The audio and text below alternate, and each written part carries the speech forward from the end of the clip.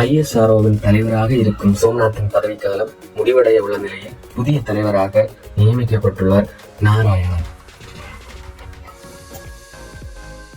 நான் என் சொந்த ஊர் பார்த்தீங்கன்னா, சொந்த ஊர் நாகர்கோவிலில் மீரக்காட்டுளைங்கூடிய ஒரு கிராமத்தில் இருக்கும் சொந்த ஊர்.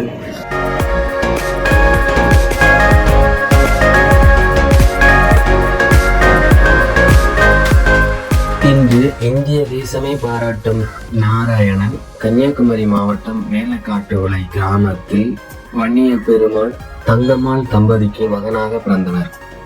ஊரில் ஓலை பள்ளிக்கூடத்தில் தமிழ் வழி தொடக்க பள்ளியில் தனது தொடக்க கல்வியை முடித்தார். மின்சாரம் இல்லாமல் மண்ணெண்ணெய் விளக்கில் படித்தவர் 10ஆம் வகுப்பு தேர்வில் முதலிடம் பள்ளி அளவில் பெற்றார். நாகர்கோவில் அரசு பாலிடெக்னிக் கல்லூரியில் படித்தவர் 1984 இஸ்ரோவில் பணியில் சேர்ந்தார்.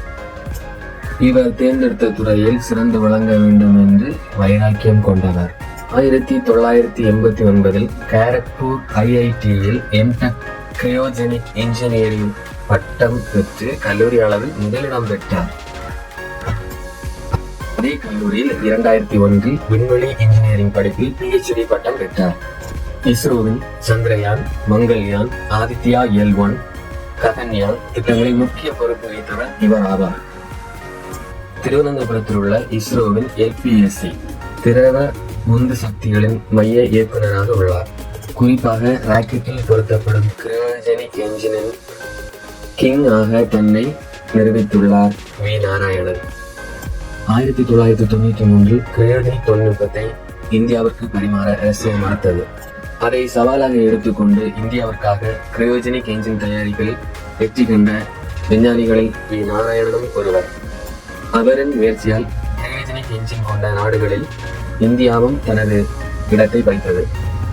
6 நாடுகள் மட்டுமே கிரையோஜெனிக் என்ஜின்கள் உருவாக்கத்தில் சிறந்து விளங்குகிறது. இஸ்ரோவின் தலைவராக பொறுப்பேற்றிருக்கும் நாராயணன் கூறும்போது, ககன்யான், சந்திரயான் ஆகிய திட்டங்கள், அதாவது விண்வெளிக்கு மனிதர்களை அனுப்பும் திட்டங்களில் அதிக கவனம் செலுத்துவேன் என்று கூறியுள்ளார். தேங்காய் விற்று படித்த மாணவன் இவ்வளவு உயர்ந்துள்ளான் என்று ஊர் மக்களும் நெகிழ கனிவான ஒரு மாணவன் என ஊர் மக்கள் பாராட்டுகின்றனர்.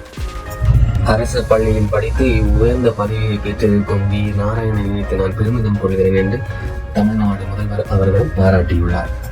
விண்வெளி தொழில்நுட்பம் வேகமாக வளர்ந்து கொண்டிருக்கின்ற கால சூழலில் உறுதிக்கொண்டு நாமும் முன்னேற வேண்டும் என்று நம்முடைய மண்ணின் மைந்தன் வி. நாராயணன் அவர்கள் கூறுகிறார்கள். புதிதாக பொறுப்பேற்றிருக்கும் வி. நாராயணன் அவர்களுக்கு பல்வேறு அமைப்பினரும் பாராட்டுகளை பொழிந்தவண்ணம் உள்ளனர்.